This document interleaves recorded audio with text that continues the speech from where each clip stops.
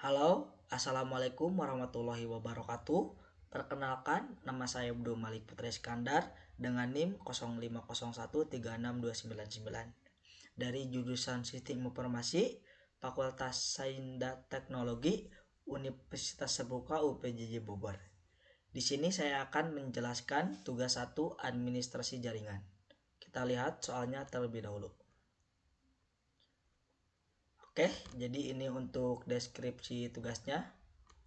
Anda adalah seorang administrator jaringan yang bertanggung jawab merancang dan mengimplementasikan jaringan komputer untuk sebuah perusahaan kecil yang sedang berkembang. Perusahaan ini memiliki kantor pusat dengan 3 departemen serta 1 kantor cabang di kota lain.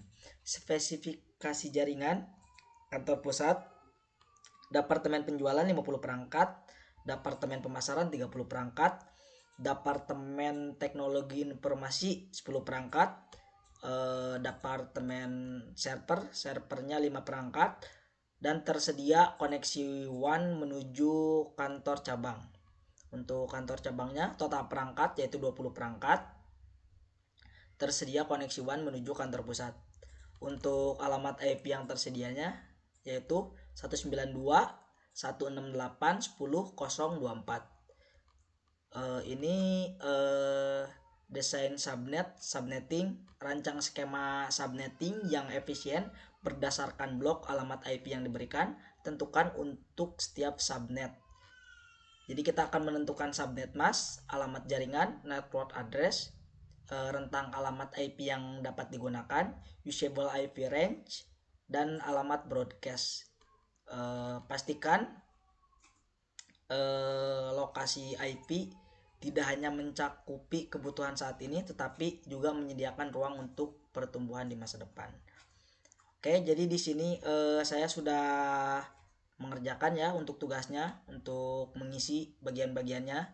Saya telah mengisi departemen pemasaran, penjualan, kantor cabang, teknologi informasi, server, dan link one. Nah, ini juga untuk kebutuhannya. Terus untuk subnet mask, network address, usable range, dan broadcast addressnya.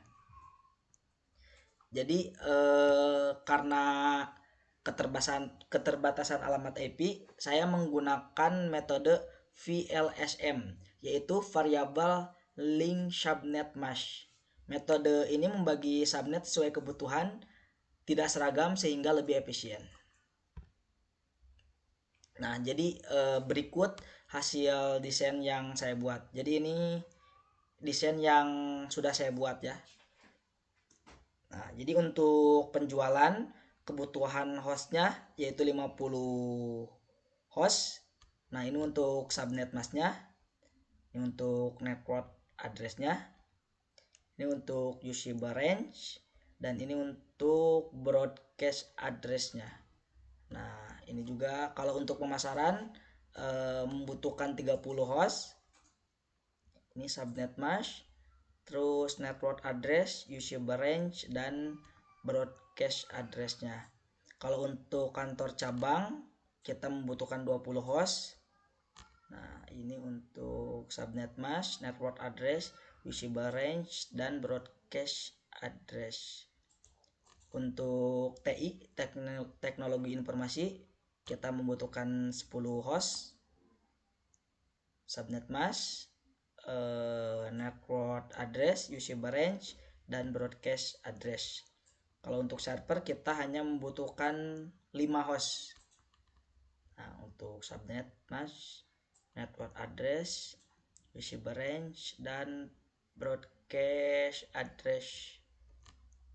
Nah, kita juga menambahkan link one ya. Kebutuhan hostnya hanya 2. Terus ini untuk subnet masknya, ini untuk network addressnya, ini untuk usable range-nya, dan ini untuk broadcast addressnya. Jadi dengan desain ini semua kebutuhan terpenuhi ya, dan masih tersisa banyak ruang untuk pengembangan di masa depan. Oke, kita akan lanjut ke soal nomor 2. kita membuat tabel routing statis sederhana untuk router di kantor pusat dan di kantor cabang. Tabel harus menunjukkan bagaimana router akan meneruskan lalu lintas antar subnet. Cantumkan destination network, subnet mask, next hop interface yang digunakan. Nah, di sini juga sama, saya sudah membuatnya tabel routing statisnya ya. Nah, jadi ini untuk router pusatnya hanya perlu satu rute statis kalau untuk rute pusat, yaitu ke kantor cabang. Nah, ini untuk destination networknya, subnet mask dan next hop interface.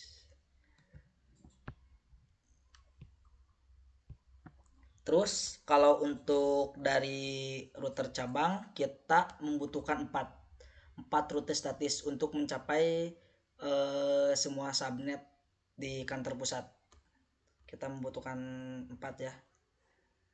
Jadi yang pertama dari kantor cabang ke departemen penjualan.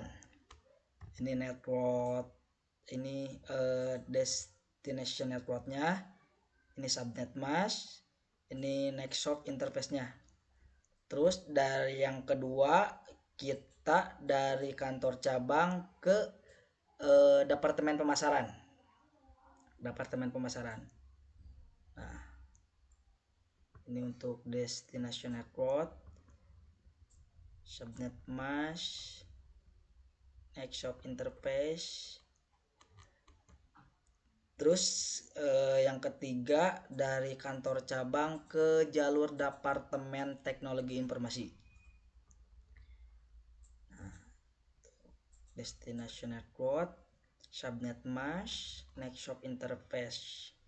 Terus dari kantor cabang ke server pusat. Yang keempat, yang terakhir. Oke. Jadi dengan konfigurasi ini, lalu lintas dari cabang ke pusat akan diteruskan melalui router pusat.